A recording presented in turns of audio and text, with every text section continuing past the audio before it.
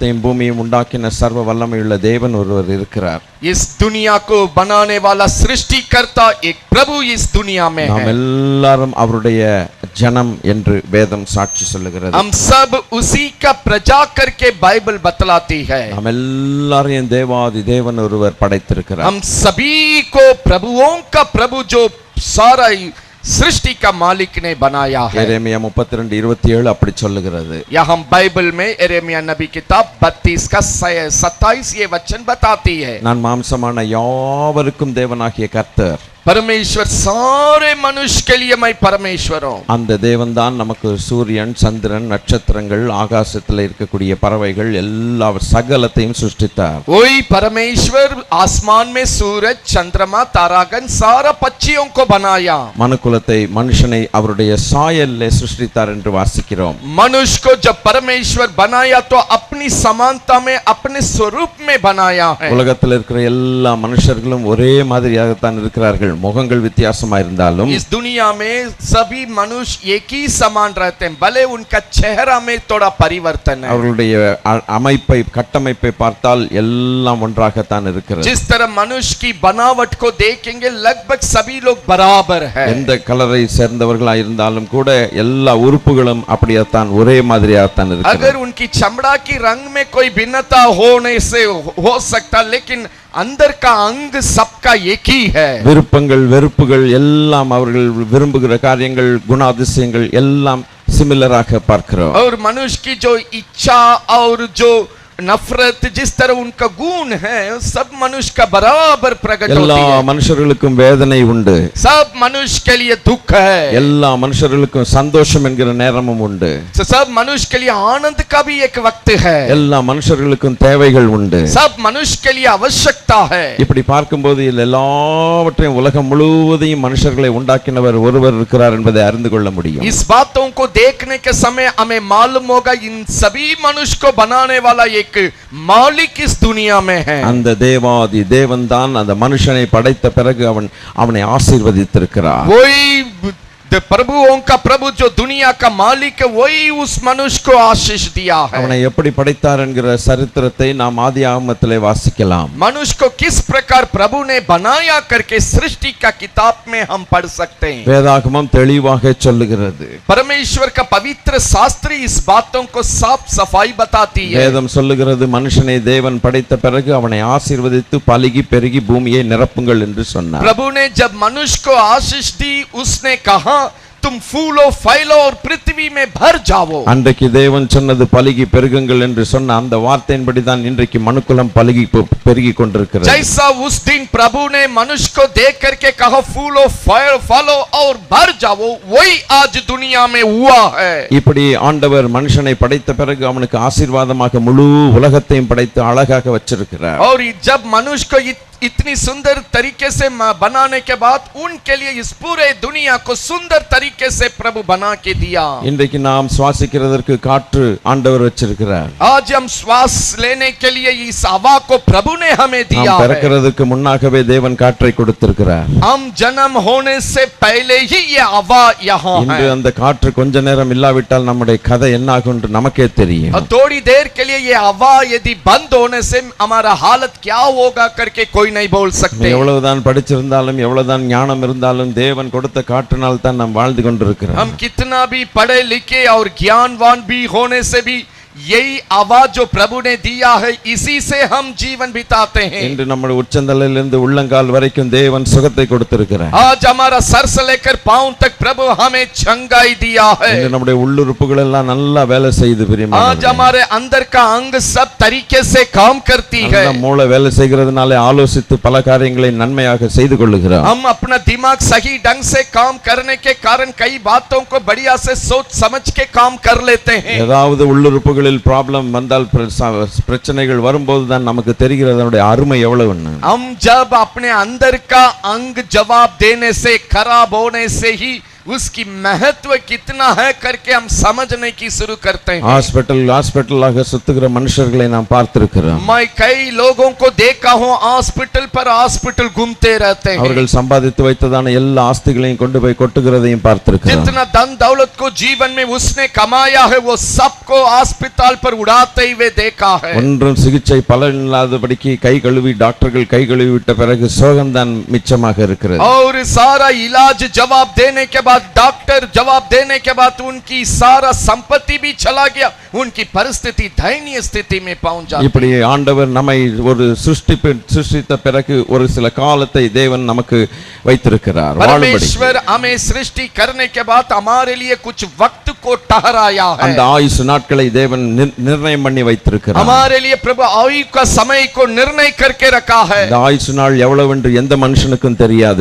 हमारा आयु का समय कितना है कोई मनुष्य नहीं जानते हैं। மனுஷன் விருதாவாகவே இருக்கிறான் என்று வேதம் சொல்லுகிறது. परमेश्वर का वचन बतलाती है पर मनुष्य व्यर्थ में अपना जीवन को गवाता है। அவன் விருதாவாகவே சம்பாதிக்கிறான். वो व्यर्थ में कमाता है। ஆஸ்தியை சேர்க்கிறான். वो अपना संपत्ति को बटोर के रखता है। முடிவிலே யார் அதை வாரிக்கொள்வான் என்று அவன் அறியாதிருக்கிறான் என்று வேதம் अंत में वो சொல்லுகிறது. संपत्ति को कौन ले जाएगा वो मनुष्य नहीं जानता है करके वचन बताती है। வேதவசனம் சொல்லுகிறது. परमेश्वर का वचन बताती யோபு है। 7வது அதிகாரம் முதல் வசனத்திலும் 14வது அதிகாரம் முதல் வசனத்திலும் अय्योब 7 का 1 और 14 का 1 में इस प्रकार वचन बताती है। ஸ்திரீயின் இடத்துல பிறந்த எவனும் வாழ்நாள் குறுகினவனும் சஞ்சலம் நிறைந்தவனுமாக இருக்கிறான். स्त्री के द्वारा जो जन्मा है उनका जीवन भर के लिए पीड़ा और उसका वक्त कम है। அதற்கு பிறகு ஆண்டவருடைய வசனம் சொல்லுகிறது. उसके बाद परमेश्वर का वचन बतलाती है। பூமியிலே மனுஷனுக்கு போராட குறிக்கப்பட்ட காலம் உண்டல்லவோ. मनुष्य के लिए पृथ्वी में संघर्ष करने का वक्त तो दिया हुआ है। இன்றைக்கும் பாருங்கள் பிரியமானவர்களே. आज भी देखिए प्रिय लोग, வேதத்தில் ஒரு மனுஷன் பக்தன் இப்படியாக சொல்லுகிறான். परमेश्वर की वचन में एक भक्त इस प्रकार कहता है। சங்கீதம் 90ல வாசிக்கிறோம். भजन संहिता 90 में ये पढ़ते हैं। நாங்கள் ஞான இருதயம் உள்ளவர்களாகும்படிக்கு எங்கள் நாட்களை என்னும் அறிவை எங்களுக்கு தந்தருளும் என்று சொல்லுகிறார். वहां पर प्रभु का भक्त कहता है प्रभु हम ज्ञान और समझ रखने के लिए हमारा जीवन की वक्त को गिनने के लिए हमें ज्ञान दीजिए। என்று மனுஷன் எல்லாம் நன்றாக வேலை செய்யும் பொழுது அவன் தன்னை படைத்ததான தேவனை குறித்ததான ஒரு காரியத்தை யோசிக்காமல் போகிறான். जब मनुष्य अपनी जिंदगी में अच्छे से काम करके कमाते हुए बढ़ने का समय अच्छे वक्त में प्रभु को सोचना भूल जाता। வழக்கம் போல நாட்கள் ஓடிக்கொண்டிருக்கும் என்று எண்ணிக்கொண்டிருக்கிறான். वो सोचता इसी प्रकार उनका जिंदगी का वक्त गुजरेगा। ஆண்டவர் ஆயுஸ் நாட்கள் குறைக்காத வரைக்கும் அப்படி ஓடும். परमेश्वर जब तक हमारा आयु को घटाएगा नहीं तब तक ये जिंदगी चलेगी। ஆனால் ஆயுஸ் நாட்கள் முடிவுக்கு வரும் பொழுது जब हमारा आयु का वक्त खत्म होने पर आएगा அப்பொழுதுதான் சிந்திக்க ஆரம்பிக்கிறான். उसी वक्त हम अपने जिंदगी के बारे में सोचने लगते அவனுடைய हैं। நாட்கள் எல்லாம் வீணாக்கி போடுகிறான். हम अपना समय को वो गवा देता है। ஆனால் இந்த மனுஷனை படைத்த ஆண்டவர் लेकिन जो मनुष्य को प्रभु ने बनाया அவரை அறிந்து கொள்ள வேண்டும் என்று விரும்புகிறார். वो प्रभु चाहता है मनुष्य उनको जाने।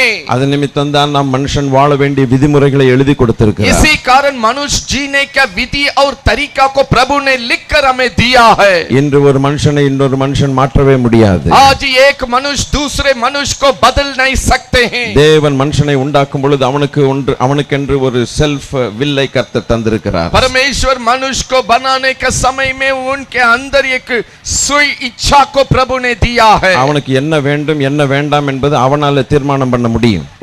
उनको क्या चाहिए क्या नहीं चाहिए वो अपने से निर्णय करने का क्षमता को प्रभु ने என்ன दिया। சாப்பிடணும் என்ன சாப்பிடக்கூடாதுன்னு நீங்க தானே முடிவு எடுக்கிறீங்க. क्या खाना चाहिए क्या नहीं खाना चाहिए आप तो निर्णय करते हैं। எங்க போகணும் எங்க போக கூடாதுன்னு நீங்க தானே முடிவு எடுக்கிறீங்க. कहां जाना है कहां नहीं जाना करके आप तो निर्णय करते எதை हैं। பேசணும் எதை பேசக்கூடாது நமக்கு நன்றாக தெரியும். हमको मालूम है क्या बोलना है क्या नहीं बोलना है। எதை பார்க்கணும் எதை பார்க்க கூடாதுன்னு நமக்கு நன்றாக தெரியும். हमें अच्छे से मालूम है क्या देखना चाहिए क्या नहीं देखना चाहिए। அப்படி இருக்கும் பொழுது उसी तरह जब हमारा ஒரு மனுஷன் இன்னொரு மனுஷனை மாற்றவே முடியாது. तब एक मनुष्य दूसरे मनुष्य को बदल नहीं सकते। ஏன் இப்படி அழகாய் செய்கிறோம்? क्यों हम इस प्रकार सुंदर ढंग से நாம் करते हैं? மனுஷர்கள் நாம் மெஷின் அல்ல. हम मनुष्य परंतु मशीन नहीं है। நாம் ஒரு இயந்திரம் அல்ல.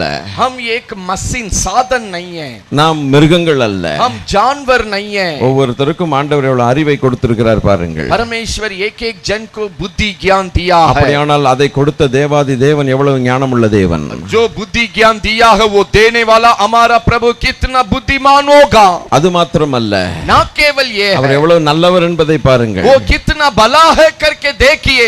இன்றைக்கு தேவன் அந்த அறிவு, அந்த ஞானத்தை கர்த்தர் நமக்கு தந்திருக்கிறார். आज परमेश्वर वो ज्ञान और बुद्धि को हमें दिया है. ஒரு தீர்மானத்தை எடுக்கிறதான அறிவை கர்த்தர் மனுஷனுக்கு தந்திருக்கிறார். हमारा जीवन में निर्णय करने का ज्ञान को प्रभु दिया है. இப்படிப்பட்ட ஒரு மனுஷனுக்கு தேவன் தம்முடைய சாயலை படைத்த பிறகு அவன் எப்படி வாழ வேண்டும் என்பதை தேவன் எழுதி கொடுத்திருக்கிறார். और अपने समानता में स्वरूप में जो मनुष्य को प्रभु ने बनाया है, उनका जीने का तरीका और नियम को लिख करके हमें दिया है. ஆதியிலே தேவன் மனுஷனை படைத்த பொழுது அவருடைய சாயல்ல அவரை போல நல்லவனாகவே தான் அவன் இருந்தான். आदि में आरंभ में जब मनुष्य को प्रभु ने बनाया, उनकी समानता में मनुष्य अच्छे ढंग से बनाया गया था. ஆனால் இந்த பூமியிலே நம்ம கண்ணுக்கு தெரியாத ஒரு உலகம் ஒன்று இருக்கிறது. इस पृथ्वी में हमारा आंख में जो छिपा हुआ है, ऐसा एक देश है. அது பொல்லாத சாத்தானுடைய உலகம் என்று தேவாதி தேவன் சொல்லி இருக்கிறார். वो दुनिया के बारे में प्रभु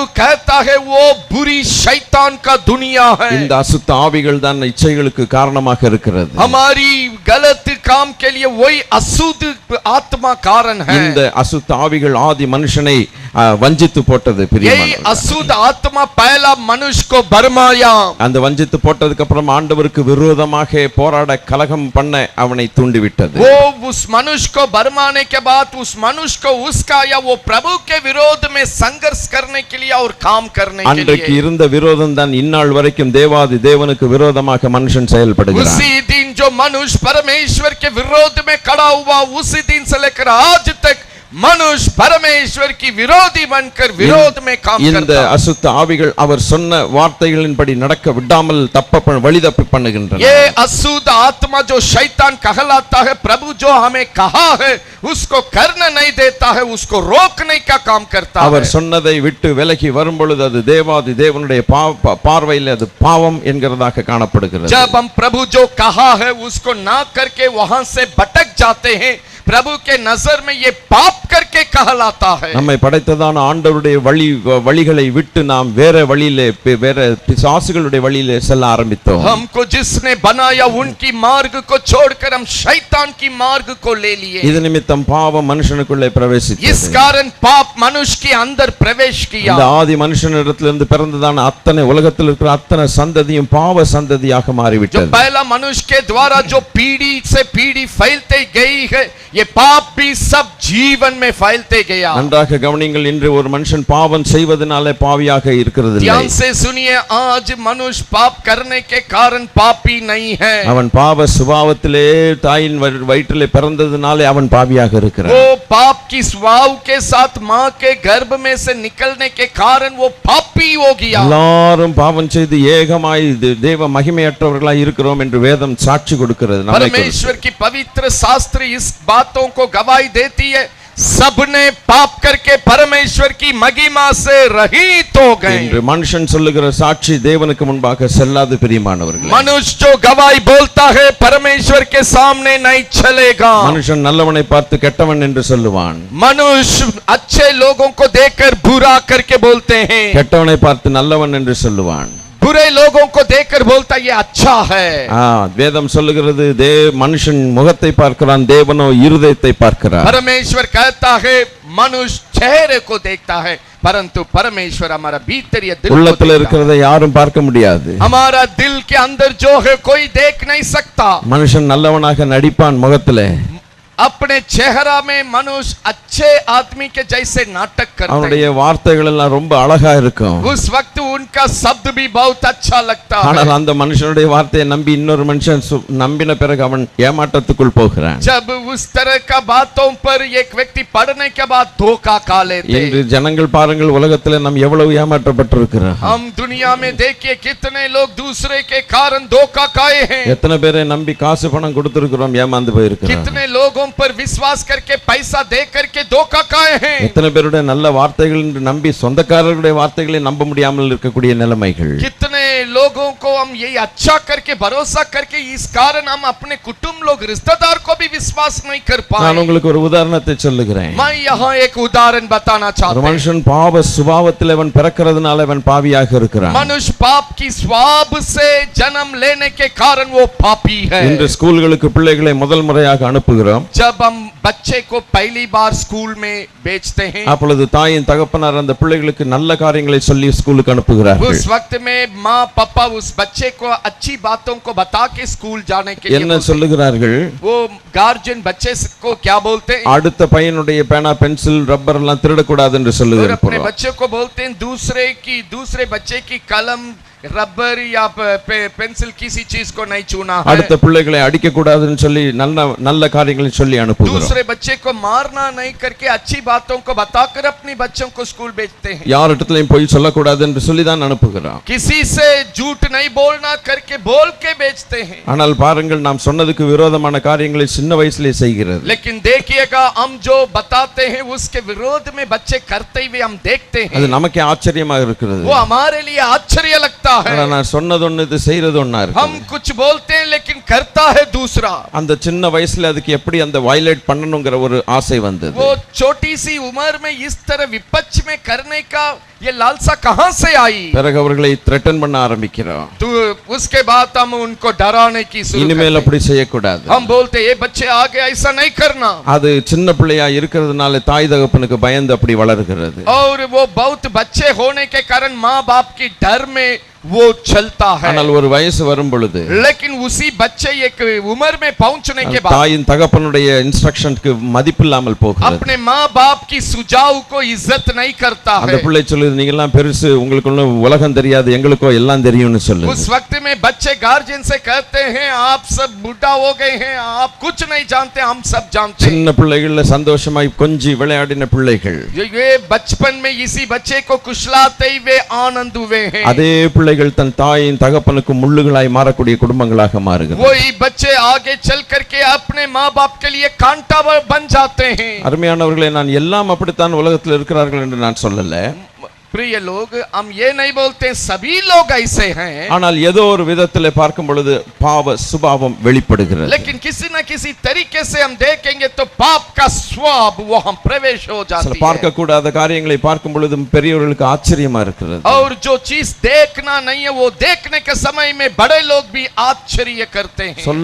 சொல்லக்கூடாத காரியங்களை சொல்லும்போது ஆச்சரியமாக जब இருக்கிறது. जो बोल नहीं सकते उन बातों को बोलने के समय में वहां पर आश्चर्य लगता குடிக்க है। கூடாத காரியங்களை குடித்து அடிமைப்படும் பொழுது அவர்களுக்கு ஆச்சரியமா இருக்கிறது. जब जो पीना नहीं चाहिए पी करके उसका गुलाम होने के समय ये देखने के वक्त आश्चर्य लगता है। ஆகவே பிரியமானவர்களே, इसलिए प्रिय लोग, தாவீது என்கிறதான ஒரு அரசன் இப்படி சொல்லி இருக்கிறான். एक बड़ा राजा दाऊद इस प्रकार कहा என் தாய் என்னை என் பாவத்தில் என் தாய் என்னை கர்ப்பந்தரித்தாள் என்று मेरा சொன்னார். माँ पाप में अपने गर्भ से मुझे जन्मा है। அந்த பாவம் எங்க இருந்து வந்தது? ये पाप कहां से आई? ஆதி மனுஷன் வஞ்சிக்கப்பட்ட பொழுது தேவனை விட்டவன் தூரமாக ஆண்டவருக்கு விரோதமாக செயல்பட்டு எது செய்யணுமோ அது செய்யல, எது செய்யக்கூடாது என்று தேவன் சொன்னாரோ அதை செய்தது நிமித்தம் அவனுக்குள்ள அந்த சுபாவம் வந்தது. पहला मनुष्य परमेश्वर के विरोध में पाप करके जो करना चाहिए उसने नहीं किया, जो नहीं करना चाहिए उसी को करने के कारण ये पाप चले आया। ஆனால் தேவ சாயல்ல படைக்கப்பட்ட மனுஷனோ தேவனுடைய பார்வையிலே குற்றவாளியாய் காணப்படுகிறான். लेकिन मनुष्य परमेश्वर की समानता में जो बनाया गया था आज परमेश्वर के सामने वो एक दोषी की जगह पर पहुंच गया। For every violation there is a judgment and there is a punishment. ये सारा पाप के लिए एक दंड है। நாம் ஆக்கினை தீர்ப்புக்குள்ளாக ஆக்கப்படுகிறோம். हम दंड की आज्ञा के अंतर्गत चला जाते हैं। ஆனால் தேவன் கொடுக்கிற தண்டனைகளையோ மனுக்குலம் சகிக்க முடியாது. जो दंड प्रभु की ओर से मिलती है वो मनुष्य बस बर्दाश्त नहीं कर सकता है। ஆனால் அந்த தண்டனை மிகவும் கொடியதாக இருக்கும். लेकिन वो दंड बहुत भयानक है। எந்த பொல்லாத ஆவிகளால் அவன் ஏமாற்றப்பட்டானோ, जिस बुरी शैतान से वो मनुष्य धोखा खाया है, அவனுடைய உலகமாகிய நரகத்துக்குள் தள்ளப்பட வேண்டியது அவசியமாய் இருக்கிறது. उनकी दुनिया में वो मनुष्य को गिराने की बात अनिवार्य हो गया, ஆனால் மனுஷனுக்காக படைக்கப்பட்டது அல்ல அது. लेकिन वो मनुष्य के लिए नहीं बनाया गया था, ஆனால் மனுஷன் அனாவசியமாக நியாயந்தீர்க்கப்பட்டு அங்கே தள்ளப்படுகிறான். लेकिन मनुष्य अनुचित रीति से न्याय चुकाकर उस शैतान की दुनिया में डाला ஆனால் पड़ता। தேவாதி தேவனும் அன்புள்ளம் கொண்ட தேவன், लेकिन हमारा परमेश्वर प्रेम की दिल पाए हुए हैं, அவருடைய அன்பின் நிமித்தம் उनकी प्रेम के कारण இந்த மனுஷனை அவர் நேசிக்கிறார். वो मनुष्य से वो प्रेम करता है, அந்த மனுஷனை நேசிக்கிற மனுஷனை எப்படியாவது அந்த பொல்லாத அசுத்த பிசாசின் கைகளிலிருந்து விடுதலை செய்யும்படிக்கு वो सोचता है जिससे वो प्रेम करता है वो उनको किसी से शैतान की आत्माओं से निकालने के लिए, ஆவியாய் இருக்கிறதான தேவன் वो आत्मा में जो परमेश्वर है, மனுஷ கண்களுக்கு அவர் காணப்பட மாட்டார். वो मनुष्य की आंख में दिखाई नहीं देता। காரணம் என்ன? कारण क्या है? அவர் மகா பரிசுத்தமுள்ள தெய்வம், क्योंकि वो महापवित्र है, மகா பரிசுத்தமுள்ள वो ஆண்டவர். महापवित्र परमेश्वर है। நாம் எவ்வளவுதான் நம்மை பரிசுத்தவான்கள் என்று சொன்னாலும் அவருக்கு ஈடாக நாம் பரிசுத்தவான்களாய் மாற हम முடியாது. कितना भी अपने को पवित्र कहेंगे तो भी उनकी पवित्रता की समानता में हम बन नहीं सकते, நம்முடைய எண்ணங்கள் எல்லாம் பொல்லாததா இருக்கிறது. क्योंकि हमारा सोच समझ सब बुरा है। வெளியிலே ஒரு வேஷம் உள்ளே ஒரு வேஷமாக மனுஷன் இருக்கிறார். बाहर ये एक वेश अंदर एक वेश पहनते हैं। இப்படிப்பட்டதான ஒரு மனுஷன் தேவாதி தேவனுக்கு முன்பாக சுத்தமாய் இருக்கிறேன் என்று சொல்வது எப்படி? और इस प्रकार का एक मनुष्य परमेश्वर के सामने हम शुद्धवान करके कैसे बोल सकते हैं? தேவன் ஒருவர் தான் நம்முடைய ஸ்டோரி ஃபுல்லாக அறிவார். केवल हमारा परमेश्वर हमारी सारा कहानी को जानने वाला है। மனுஷன் ஒரு மனுஷனை ஏமாற்றி விடலாம், मनुष्य दूसरे मनुष्य को धोखा दे सकते हैं, சில காரியங்களை கொடுத்து கூட ஏமாற்றி விடலாம். कुछ बात को देकर उनको धोखा दे सकते हैं। ஆனால் மகா பரிசுத்தமுள்ள தேவனுடைய கண்களுக்கு முன்பாக மனுஷன் நிர்வாணியாய் காணப்படுகிறான். அவரை ஒரு காலம் ஏமாற்ற முடியாது. और मनुष्य परमेश्वर की उस महान पवित्रता के सामने नंगा है, उनको धोखा नहीं दे सकते हैं। எல்லா மனுஷர்களுடைய நிலைமையும் இப்படித்தான் பரிதாபமாக இருக்கிறது. सारा मनुष्य का स्थिति इसी तरह दयनीय स्थिति में है। இப்படிப்பட்ட நிலைமையில் இருக்கும் பொழுது ஆனால் அன்புள்ளம் கொண்ட தேவன் அவர் மாம்ச சரீரத்தை ஒன்றை எடுத்துக்கொண்டு அவர் நம்மை போல பாடுபடுகிறவராய் இந்த பூமியில வெளிப்பட்டார். इस प्रकार प्रेम करने वाला परमेश्वर हमारे मनुष्य का धारण लेकर के दुख उठाने के लिए ये धरती में चले आया। அவர் இந்த உலகத்தில் பிறக்க வேண்டிய ஒரு அவசியம் ஏற்பட்டது. वो इस दुनिया में जन्म लेने का एक आवश्यकता पड़ी। அவர் வரும் பொழுது அவர் பிறக்கும் பொழுது அவருக்கு ஒரு பெயர் பரலோகத்திலிருந்து கொடுக்கப்பட்டது. जब वो धरती में आने का समय स्वर्ग से उनके लिए एक नाम दिया गया। தேவ தூதர்கள் சொன்னார்கள் இவருக்கு இயேசு என்று பெயரிடுவாயாக. परमेश्वर का दूत ने ये खबर दिया इनका नाम यीशु करके रखना। அந்த நாமம் மனுஷர்கள் வைத்ததல்ல, वो नाम मनुष्य के द्वारा रखा हुआ नहीं है। அவர் மனுஷ சித்தத்தினால புருஷ சித்தத்தினால் பிறந்தவர் அல்ல. वो मनुष्य की इच्छा या पुरुष की इच्छा के अनुसार जन्मा नहीं है। தேவாதி தேவன் 1 தீமோத்தேயு 3வது அதிகாரம் 16வது வசனத்தின்படி पहला तीमुथियुस 3 का 16 वचन के अनुसार தேவ பக்திக்குரிய ரகசியமானது யாவரும் ஒப்புக்கொள்ளுகிறபடியே மகா மேன்மை உள்ளதா இருக்கிறது. परमेश्वर का भक्ति के अनुसार जो गुप्तनी की बात है वो परमेश्वर की महिमा से भरी हुई है। தேவன் மாம்சத்தில் வெளிப்பட்டார். परमेश्वर मनुष्य के रूप में धारण किया। அவர் நம்மை போல ஒரு சரீரத்தை எடுத்துக்கொண்டு வந்தார். காரணம் அவர் ஆவியா இருக்கிற தேவன். वो ये हमारे जैसे एक शरीर को लेकर ये धरती में आया क्योंकि वो आत्मा है। இயேசு கிறிஸ்து பிறக்கும் பொழுது ஒரு வான சேனையின் ஒரு சத்தம் ஏற்பட்டது. यीशु जब जन्म लिया आकाश मंडल में एक आवाज सुनाई दी। மனுஷருக்குள்ளே பிரியமும் தேவ பூமியிலே சமாதானம் உண்டாவதாக என்று சொல்லப்பட்ட ஒரு பாடல் தேவ தூதர்கள் பாடினார்கள். और उस वक्त में आकाश मंडल में स्वर्गदूत ने इस प्रकार गीत गाया, मनुष्यों के बीच में प्रिय और शांति मिलने पाए। இயேசு என்கிற பெயருக்கு அர்த்தம் என்ன?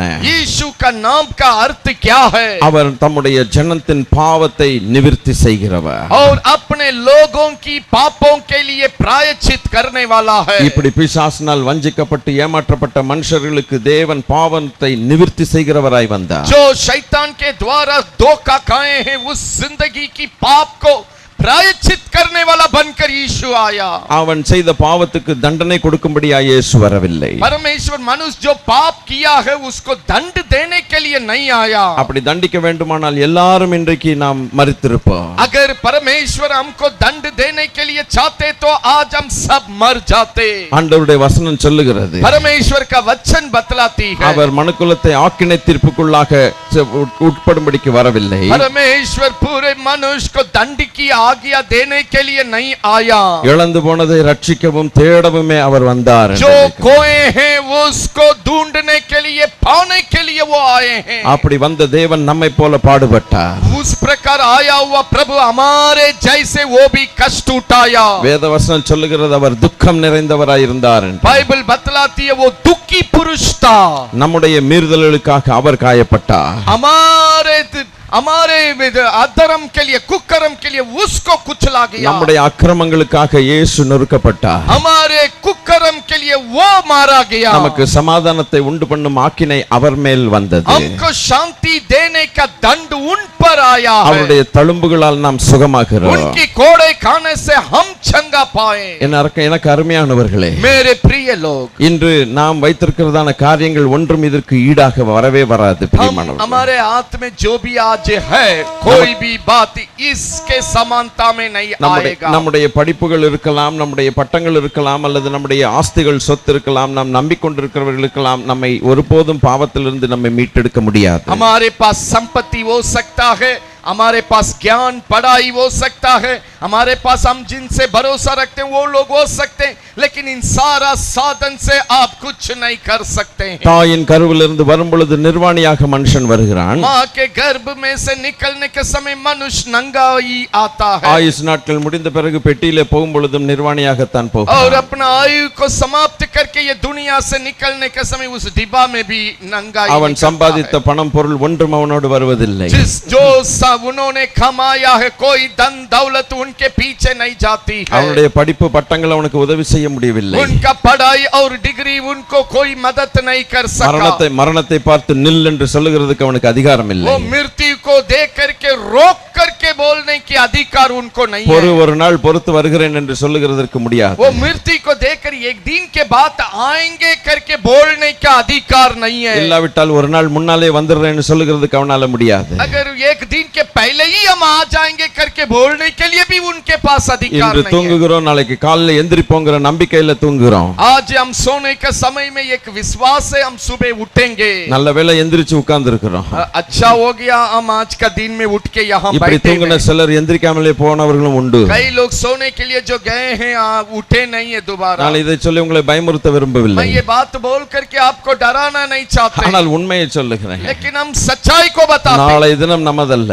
कल का दिन हमारा नहीं है। அடுத்த நிமிஷம் என்ன நடக்கும் நமக்கு தெரியாது. अगला समय क्या होगा हम नहीं जानते। எவ்வளவுதான் ஜிம்முக்கு போன பலசாலிகள் கூட हम जिम में जा करके अपने को सूरवीर या बलवान बनाने से திடீரென்று எக்ஸசைஸ் எல்லாம் முடிச்சிட்டு இல்ல ஸ்போர்ட்ஸ்ல காரியங்களை முடிச்சிட்டு திடீர்னு இங்க வலிக்குதுன்னு சொல்லி கிளாஸ்ல டம்ளர் எடுத்துட்டு வான்னு சொல்லுவாங்க.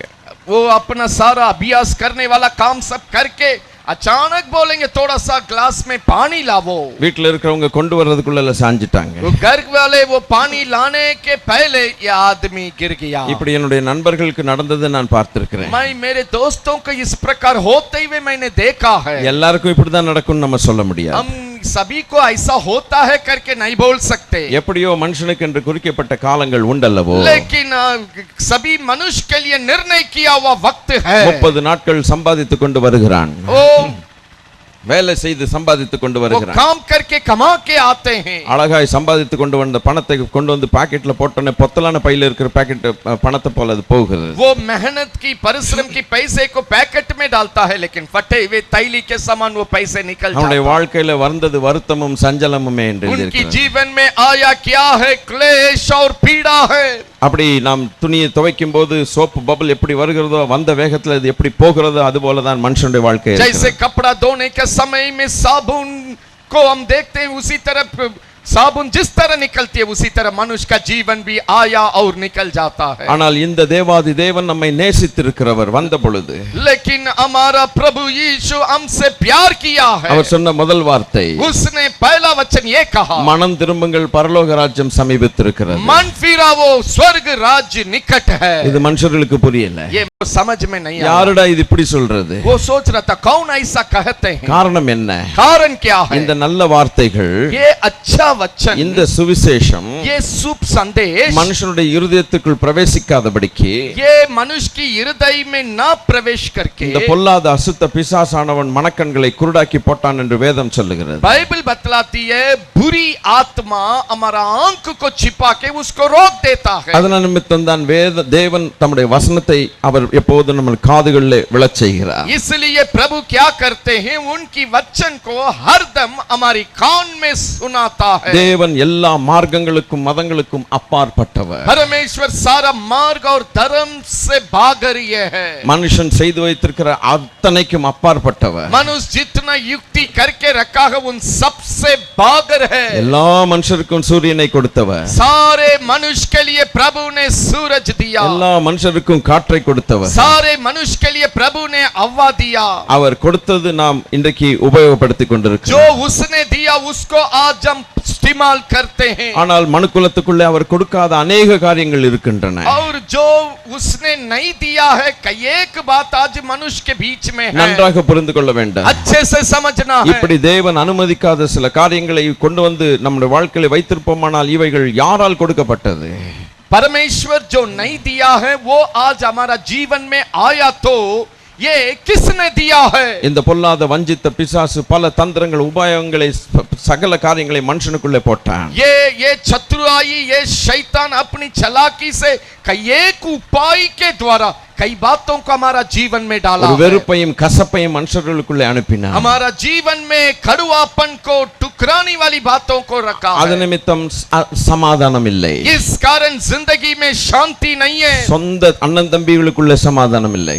अपना भाई भाई के बीच में शांति नहीं है। சொந்த மக்களிடத்துல சமாதானம் இல்லை. अपने लोगों के बीच में शांति नहीं है। இப்படியாக ஒரு சத்ருத்துவம் ஒரு மனுஷனுக்குள்ளே காணப்படுகிறது. इस प्रकार एक बैरी का भावना लोगों के बीच में होती है। இவன் தேவனுக்கு விரோதமாய் பாவம் செய்தபடினால் தேவனை விட்டு தூரமாய் விலகி ये போனான். प्रभु के विरोध में काम करने के चलते वो मनुष्य प्रभु से दूर जाता है। தேவனிடத்திலும் சமாதானம் இல்லை, वो प्रभु के साथ भी शांति में नहीं, மனுஷர்களிடத்திலும் சமாதானம் प्रभु இல்லை. के साथ मनुष्य के साथ भी शांति नहीं। சுயநலவாதியாய் மனுஷன் மாறிவிட்டான். वो अपना स्वार्थी बनकर मनुष्य जी நான் வாழணும், என் குடும்பம் வாழணும், நான் எனக்கு செழிக்கணும், அவ்வளவுதான் இவ்வளவுதான். वो इतना ही सोच रहा हमको जीना है, अपने घर को जीना है, बाकी सब कोई मतलब नहीं। அதனால தான் இயேசு பிறக்கும்போது இந்த வார்த்தை சொல்லப்பட்டது. इसलिए यीशु जब जन्म लिया ये वचन कहा गया, பூமியிலே சமாதானம் உண்டாவதா. पृथ्वी में शांति मिल नहीं पाए। இன்று இயேசுக்கு பெயர் சமாதான காரண.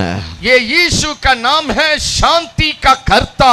அவர் சமாதானத்தின் தேவன். वो शांति का राजकुमार। இயேசு சொன்னார், என்னுடைய சமாதானத்தை உங்களுக்கு தந்து போகிறேன். वो यीशु ने कहा मैं अपनी शांति को मैं तुझे देता உலகம் हूं। கொடுக்கிறபடி அல்ல, जैसा दुनिया देता है उस प्रकार नहीं। நான் கொடுக்கிற சமாதானத்தை உலகம் உங்களை விட்டு எடுத்துக்கொள்ளவும் முடியாது என்று मैं जो சொன்னார். शांति आपको दूंगा दुनिया उसको उठा नहीं सकता। நானும் நன்றாக படித்திருக்கிறேன், हम भी अच्छे से पढ़े लिखे हैं। பெரிய படிப்புகள் எல்லாம் படித்திருக்கிறேன். मैं भी बड़े बड़े पढ़ाई में किया है। இன்று நான் படித்த சர்டிபிகேட்டுகளை பார்த்தால் எனக்கு ஒரு சந்தோஷமும் வர்றதில்லை. आज मैं बड़े बड़े पढ़ाई का जो प्रमाणित पत्र है उसको देखने का समय कोई आनंद नहीं அந்த मिलता। நேரத்துல பாஸ் பண்ணிட்டேங்கிற ஒரு சந்தோஷம். उस वक्त में मैंने उसे परीक्षा में पास कर दिया या सफल हो गया वही आनंद है। இப்படி திருமணமான பிறகு ஒரு சந்தோஷம் வருகிறது. इसी तरह शादी करने के बाद एक आनंद आता है। பிள்ளைகள் வரும்போது ஒரு சந்தோஷம் வருகிறது. बच्चे हमारा घर में आने के समय एक आनंद आता है। சொந்த வீடு வாங்கினால் சந்தோஷம் வருகிறது. अपना घर बनाएंगे तो आनंद आता है। நல்ல வேலை வந்தால் சந்தோஷம் வருகிறது. अच्छा नौकरी मिलने से एक आनंद आता है। பாருங்கள், அந்த சந்தோஷம் நிலைத்திருக்கிறதா? आप देखिए क्या वो आनंद टीका हुआ है। இந்த சந்தோஷம் எல்லாத்துக்கும் பின்னால ஒரு வேதனையும் கூட தான் வருகிறது. ये सारा आनंद के पीछे एक पीड़ा भी या दुख भी साथ आता இதுதான் இந்த உலகம் கொடுக்கிற சந்தோஷம். यही ये दुनिया देने वाला आनंद என்று மனுஷன் தன்னுடைய வருத்தத்தை மறப்பதற்காக அவன் மதுபானங்களை அருந்துகிறான். जिस दिन मनुष्य अपना दुख को भूलने के लिए नशा करता है, இந்த பிசாசானவன் ஐடியா கொடுத்திருக்கிறான், நீ வருத்தத்தை மறக்கணும்னா நீ மதுபானம் அருந்து. शैतान उनको ये सुझाव दिया है, अगर आपका दुख को भूलना तो शराब पियो. இனி விபசார மயக்கத்தில் மனுஷன் இருக்கிறான். इसी तरह व्यभिचार की माया में शैतान फंसा के रखा. பொல்லாத பிசாசு அப்படி சொல்லி கொடுத்திருக்கிறான். बुरी शैतान उनको उस रीति से सिखाया. எத்தனை குடும்பங்கள் பாழாய் கொண்டிருக்கிறது பாருங்க. कितने परिवार इस रीति से बर्बाद है. மனுஷன் வெளியிலே தெரியாத உள்ள எத்தனையோ விதமான பொல்லாத சிந்தனைகள். मनुष्य बाहर नहीं दिखाई देता, लेकिन अंदर तरह तरह का कई तरह का बुरी युक्ति. எனக்கு அருமையானவர்களே, मेरे प्रिय लोग, இது நிமித்தம் சமாதானம் பூமியில இல்லை. इस कारण आज पृथ्वी में शांति नहीं है. இதுதான் உலகம் கொடுக்கிற சமாதானம். यही दुनिया देने वाला शांति. ஆனால் இயேசு சொன்னார், लेकिन यीशु प्रभु நான் கொடுக்கிற சமாதானம் मैं जो शांति देता हूं, பரலோகத்தின் சமாதானம், वो स्वर्ग का शांति, நம்மை படைத்தவருடைய சமாதானம். वो जिसने मुझे बनाया हमें बनाया उनका அந்த शांति. சமாதானம் உங்களை விட்டு ஒரு காலம் நீங்குவதில்லை. वो शांति कभी आपको छोड़ के हट नहीं सकता. அது நிமித்தம் தான் இயேசு உள்ளத்தில் வரும் பொழுது சந்தோஷமாய் பாடல்களை பாடுகிறார். इसलिए वो प्रभु यीशु हमारा दिल में आने के समय आनंद के साथ गीत गाते हैं. நம்மை படைத்தவர் நம்முடைய உள்ளத்தில் வரும்போது தான் அந்த சந்தோஷம் வருகிறது. हमारा हमको सृजा हुआ प्रभु हमारे पास आने से ही आनंद आती है. வேதம் சொல்லுகிறது, நீதிமான்களுடைய கூடாரத்தில் ரட்சிப்பின் கம்பீர சத்தம் உண்டு. परमेश्वर का पवित्र शास्त्र का वचन बतलाती है, धर्मी जन की तंबू के अंदर आनंद की ललकार होगी. இப்படி அவர் நம்முடைய சமாதானத்துக்காக அவர் சிலுவைக்கு சென்றார். इस प्रकार हमारे शांति के कारण वो क्रूस में गया. அமைதல் உள்ள காலங்களில் தேவன் காணாது போல் இருந்தார் என்று அப்போஸ்தலர் 17:30 வாசிக்கிறோம். बाइबल बतलाती है, अज्ञानता का समय को प्रभु ने आनाकानी किया है. ஆனால் இப்பொழுது எல்லா மனுஷரும் மனம் திரும்ப வேண்டும் என்று அவர் கட்டளையிட்டிருக்கிறார். परंतु अब सभी मनुष्य को उसने आज्ञा दिया मन फिराने के இன்று लिए. நாங்கள் சொல்லுகிறதான இந்த வார்த்தைகள் ஒரு மதத்துக்கு சம்பந்தப்பட்ட வார்த்தைகள் அல்ல. आज हम आपके साथ जो बातों को बता रहे हैं वो किसी धर्म से संबंध नहीं है. நாம் மனுஷர்களுடைய வார்த்தைகள் நம்மை மாற்ற முடியாது, குணங்களை மாற்ற முடியாது. मनुष्य की बात एक मनुष्य की गुण को बदल नहीं सकता. பள்ளிகளிலும் காலேஜுகளிலும் வாத்தியார்கள் எவ்வளவோ ட்ரை பண்ணுகிறார்கள் நம்மளை நல்வழிப்படுத்த. ये एक स्कूल में, ये कॉलेज में, वहां का टीचर या प्रोफेसर एक मनुष्य को सही रास्ता में दिखाने के लिए कई एक प्रयास उपयोग करते हैं. நமக்கு கல்லூரி மாணவர்கள், கல்லூரி வாத்தியார்கள், ஆசிரியர்கள் நமக்கு மாதிரியா இருக்கிறவர்களே மாதிரியாக இல்லாமல் இருக்கிற சூழ்நிலையும் பார்க்கிறோம். आज हम इस प्रकार का वातावरण भी देखते हैं. हमारा कॉलेज में जो पढ़ाते हैं उनको नमूना रहना चाहिए, वो भी आज का दिन में नमूना नहीं है.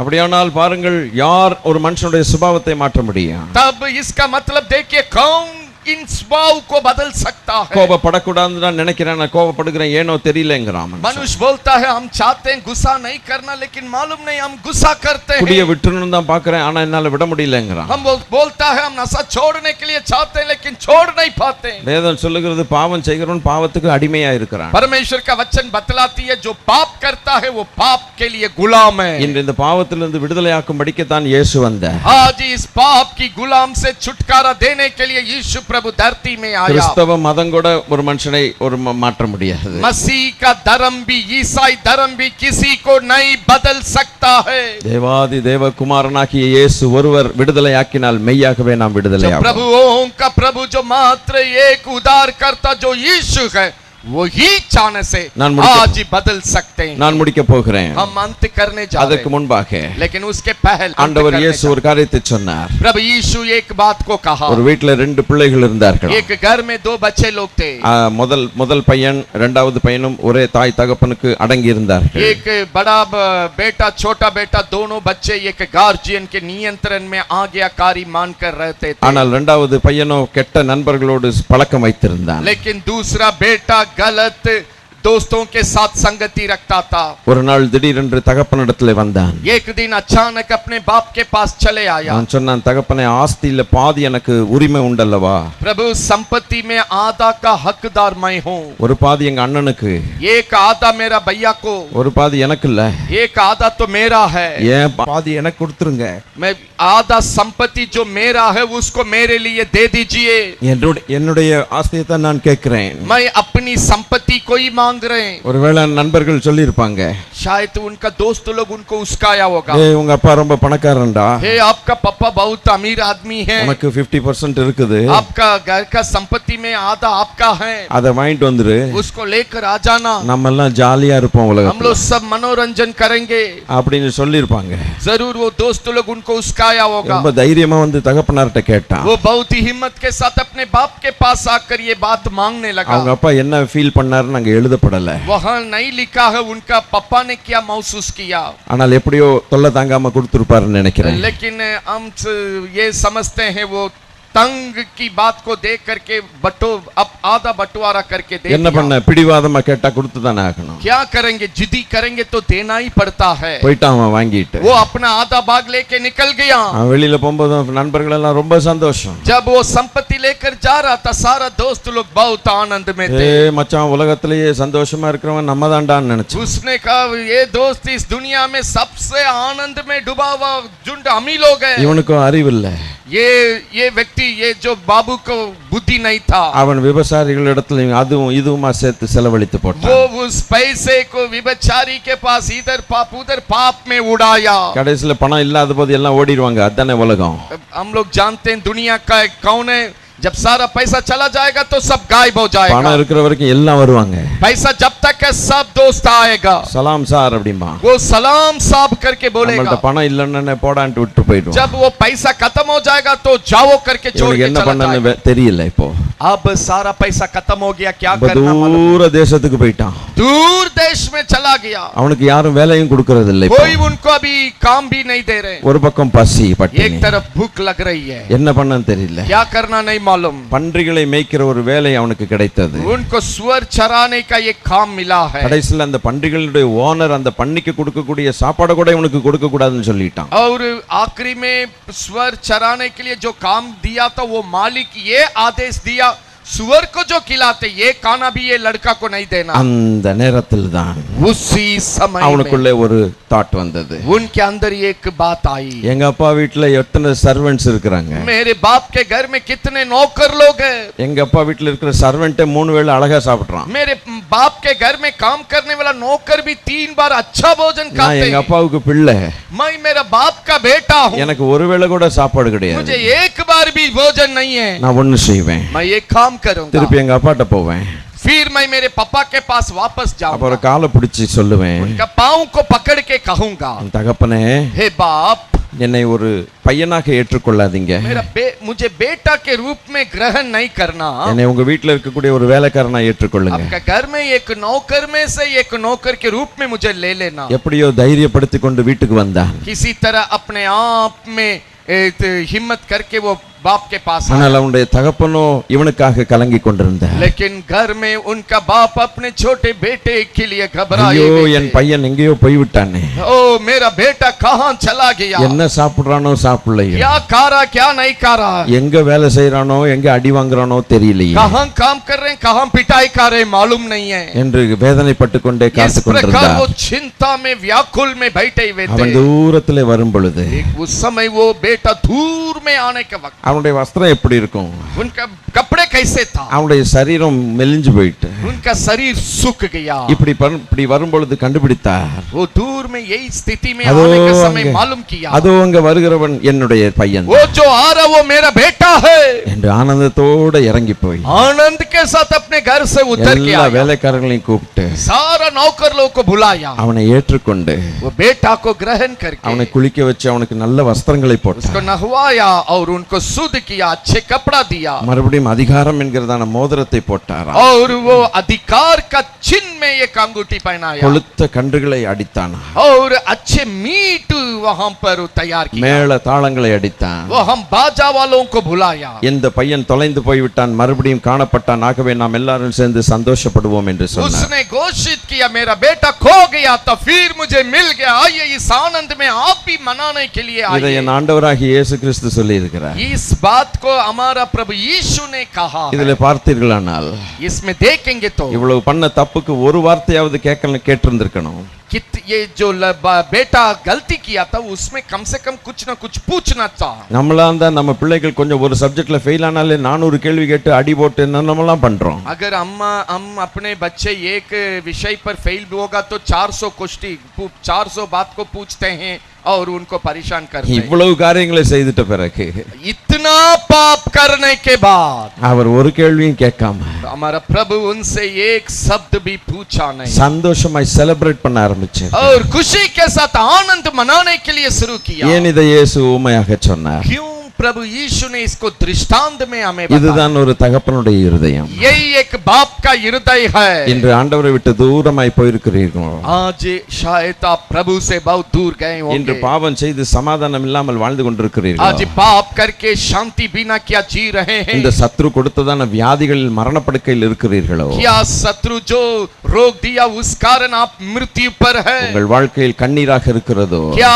आपका जीवन आंसू से भरा हुआ है. நம்முடைய பணங்களோ மற்ற காரியங்களோ சொந்தக்காரர்களோ நமக்கு பக்கத்திலே வர மாட்டார்கள். हमारा पैसे नहीं रहने से कोई अपने लोग रिश्तेदार पड़ोसी कोई नहीं நம்மை आते. படைத்த ஆண்டவர் ஒருவர் தான் நம்மோடு கூட வர முடியும். हमको जिसने बनाया वही हमारे साथ साथ आ सकते हैं. அவருடைய இருதயம் தகப்பனுடைய இருதயம். क्योंकि उनका हृदय बाप का हृदय है. அவர் கடைசி சொட்டு ரத்தத்தையும் சிலுவையிலே சிந்தி முடித்தார். वो अपने शरीर का अंतिम बूंद का लहू को भी क्रूस में நாம் बहाया. தண்டிக்கப்படுகிறவர்கள் சட்டப்படி नियम के अनुसार दंड का योग्य हम ही लोग हैं. தேவனுக்கு முன்பாக குற்றவாளிகள். हम परमेश्वर के सामने दोषी है. ஆனால் மகா பரிசுத்தமுள்ள தெய்வம் ஏன் இப்படி சிலுவையில் அறையப்பட்டது? लेकिन महापवित्र परमेश्वर क्यों इस रीति से क्रूस पर मारा गया.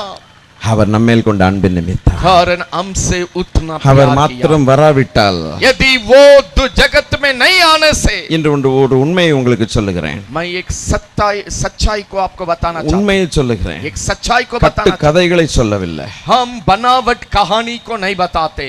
நோ நோ பிரியமானவர்களே, नहीं वो कहानी உண்மையை है. சொல்லுகிறேன். मैं सत्यता இயேசு को. வராவிட்டால் यीशु अगर नहीं आने से நம்ம எல்லாரும் நம்முடைய பாவங்களிலே அழிந்து போய் இன்னைக்கு சாத்தானுடைய உலகமாகிய நரகத்துக்குள் தள்ளப்பட்டு हम விட்டுவோம். सब अपने पाप में मर के शैतान का जो दुनिया कहलाता है ஆனால் वो नरक में हम चला जाते हैं. பாவங்கள் மன்னிக்கப்பட்டால் தான் பரம தகப்பனுடைய வீடாகிய பரலோகத்துக்கு போக முடியும். हमारा पाप क्षमा होने से ही हमारा पिता की घर स्वर्ग में जा सकते हैं. வேதம் சொல்லுகிறது, परमेश्वर की நாம் बाइबल சத்துருக்களா இருக்கையில், जब पवित्र शास्त्र बतलाती है हम जब बैरी थे, நாம் பாவிகளா जब இருக்கையில் हम पापी थे, இயேசு நமக்காக மரித்தார். यीशु हमारे कारण मरा है. தெரிஞ்சுக்கிட்டு தான் வந்தார் ஐயா. वो जानते हुए आया है. ஒரு பையனுக்கு ஸ்கூல் ஃபீஸ் கட்ட போய் இறக்கப்பட்டு கட்டிட்டா अगर किसी बच्चे का फीस को दया करके यदि जमा कर देते, யாரோ சொல்றாங்க ஏழை பிள்ளை கொஞ்சம் கட்டுங்கய்யான்னா பக்கத்துல இருக்கவங்க இறக்கப்பட்டு கட்டிடுறாங்க. कोई गरीब लोग कहा बच्चे के लिए दिक्कत मान लेंगे, दूसरे गार्जियन दया करके अगर फीस जमा कर ஆனா देंगे. அவங்க தெரிஞ்சவங்க ஒருத்தங்க வந்து சொல்றாங்க, जानकारी व्यक्ति वहां से आकर बता रहे हैं இவனுக்கு ஃபீஸ் கட்டுனீங்க, इनके लिए क्या फीस जमा किए. இவன் பொல்லாத பையனாச்சே, ये तो लड़का सही नहीं இவன் है, ஸ்கூலுக்கே போக மாட்டானே, ये स्कूल जाता नहीं है, வாத்தியார்களை திட்டுவானே, ये तो पूरा टीचर लोगों को गाली देता இவன் है, ஃபெயிலான கேஸ் ஆச்சே. ये तो बार बार फेल होने वाला है. அப்ப மனுஷன் யோசிக்க ஆரம்பிப்பான், तब जो फीस जमा किया वो सोचेगा ஆடாடா ஏன்டா இவனுக்கு போய் நம்ம ஹெல்ப் பண்ணோம். क्या ये मैं क्यों ये लड़का के लिए मदद किया. இதான மனுஷன் செய்வான். यही तो मनुष्य करता है. நல்லவனுக்கு செய்வான், अच्छे लोगों को मनुष्य करेगा, துன்மார்க்கனுக்கு எவன் உதவி செய்வான்? लेकिन दुष्ट को नहीं करेगा. இந்த कौन தேவனுடைய பார்வையில நம்ம எல்லாரும் பாவிகள் தான். करेगा? आज मन परमेश्वर के दृष्टि में हम सब पापी हैं. தெரிஞ்சுக்கிட்டு தான் பாவத்தை மன்னிக்கத்தான் வந்தா. वो जानते हुए ये पाप को क्षमा करने के लिए प्रभु यीशु आया. ஆண்டவர் சொன்னார், நானே வழியும் சத்தியமும் ஜீவனுமாய் இருக்கிறேன். प्रभु यीशु ने कहा मैं ही मार्ग सत्य और जीवन हूँ. என்னால் அன்றி ஒருவனும் பிதாவினிடத்தில் வரான் என்று சொன்னார். मेरे बिना कोई स्वर्ग राज्य में पिता के पास नहीं आएंगे. அவர் சிந்தின ரத்தத்தினால் இன்று நம்மையும் தேவனையும் அவர் ரெக்கன்சைல் பண்ணியிருக்கிறார், ஒப்புரவாக்கி இருக்கிறார். आज उसने जो लहू क्रूस पर बहाया वो लहू हम और परमेश्वर को मेल मिलाप कराया. அவருடைய நாமத்தின் மேல் விசுவாசம் வைக்கிறவர்கள் எத்தனை பேர்களோ அத்தனை பேர்களும் தேவனுடைய பிள்ளைகளாகும்படிக்கு அதிகாரம் கொடுத்திருக்கிறார் என்று யோவான் 1:12 வாசிக்கிறோம். जितने लोग उस यीशु मसीह के नाम पर विश्वास किए सभी लोग परमेश्वर का संतान होने का अधिकार पाए हैं। வேதம் சொல்லுகிறது परमेश्वर का वचन बतलाती மனம் है திரும்புகிற ஒரு பாவியின் நிமித்தம் मन फिराने वाला एक पापी के कारण பரலோகத்தில் பெரிய சந்தோஷம் உண்டாய். स्वर्ग में बड़ा आनंद होती है। நான் உங்களுக்கு இன்று பிரசங்கித்த தேவனுடைய வார்த்தைகள் ஒரு மதத்திற்கு சம்பந்தப்பட்டவைகள் அல்ல. मैं जो प्रभु के बारे में आपको बताया है वो किसी धर्म का नहीं। தேவாதி தேவன் ஒருவர் தான் நம்முடைய வாழ்க்கையை மாற்ற முடியும். केवल प्रभुओं का प्रभु जो परमेश्वर कहलाता है वही केवल हमारा जीवन को बदल सकते நம்முடைய हैं। வாழ்க்கையை மாற்றும்படிக்குத்தான் இயேசு உலகத்தில் வந்தார். हमारा जीवन को बदलने के लिए यीशु प्रभु ये ஒரு जगत பாவி में ஒரு आया। பாவி பரிசுத்தவானாய் மாற்றும்படிக்குத்தான் இயேசு வந்தார். एक पापी पवित्र होने के लिए पवित्र जन बनने के लिए यीशु इस जगत में आया। இயேசு உள்ளத்தில் வரும்பொழுது இந்த பொல்லாத பிசாசின் ஆதிக்கங்கள் இருதயத்தை விட்டு வெளியிலே यीशु போகின்றன. प्रभु जब हमारे हृदय में चले आते हैं इस दुष्टता की हरकत इस दिल से बाहर निकल ஆனால் அவர் जाता है। கதவை தட்டிக்கொண்டு வலுக்கட்டாயமாய் வருகிறவர் அல்ல. किसी का दिल की दरवाजा को जबरदस्ती खटखटा के भीतर नहीं आता நம்மை है। படைத்தவர் ரொம்ப ஜென்டில் காட். वो बहुत अच्छे व्यक्ति है। அவர் இருதய கதவுல இருந்துகிட்டு தட்டுகிறார். वो केवल खटखटाता है, दिल की दरवाजा को खटखटाता ஒரு है। மனுஷன் என் சத்தத்தை கேட்டு இருதய கதவை திறந்தால் நான் அவனுக்குள் பிரவேசிப்பேன் என்று சொன்னார். वो कहा है अगर जो मनुष्य दिल की दरवाजा को खटखटाते हुए देखेगा, जो खोलेगा उसके दिल में मैं आऊंगा। திறக்கிறதும் திறக்காததும் நம்ம கையில. वो दिल को खोलना नहीं खोलना हमारे हाथ में है। ஏற்கனவே சொன்னேன் இல்லையா, ஒரு காரியத்தை செய்யறதும் செய்யக்கூடாதுங்கிறத ஒரு சுய சிந்தை சீஸ்தத்தை ஆண்டவர் கொடுத்தாரே. मैं शुरू में ही कहा था कि जो करना है जो नहीं करना है ये निर्णय करने की क्षमता को प्रभु हमें दिया है। நன்மையும் தீமையும் நமக்கு முன்பாக ரெண்டையும் வைத்திருக்கிறார். प्रभु हमारे सामने बुराई और भलाई दोनों को रखा है। சாபத்தையும் ஆசீர்வாதத்தையும் ரெண்டையும் வச்சிருக்கிறார். आशीष और श्राप दोनों को प्रभु हमारे सामने रखा இருளும் है। வெளிச்சமும் ரெண்டும் இருக்குது. ज्योति और अंधियारा दोनों को हमारे सामने रखा ஆனால் है। ஆண்டவர் ஒரு நல்ல காரியத்தை சொல்லுகிறார். लेकिन यहाँ एक अच्छी बातों को प्रभु कहता है, ஜீவனை தெரிந்து கொள். जीवन को चुन लो। அவர் கட்டாயப்படுத்துகிறவர் அல்ல. जबरदस्ती नहीं करता है। தேவாதி தேவனை ஒருவனையும் கட்டாயப்படுத்த மாட்டார் तो என்றால் प्रभुओं का प्रभु कभी किसी को जबरदस्ती नहीं करता है। மனுஷன் என்ன செய்ய முடியும்? मनुष्य क्या करेगा? ஒரு அர்த்தம் இல்ல. कोई अर्थ वहाँ नहीं है। எந்த மனுஷனை எந்த மனுஷன் கட்டாயப்படுத்த வேண்டிய அவசியம் कोई मनुष्य दूसरे मनुष्य को जबरदस्ती करने की कोई जरूरत नहीं है।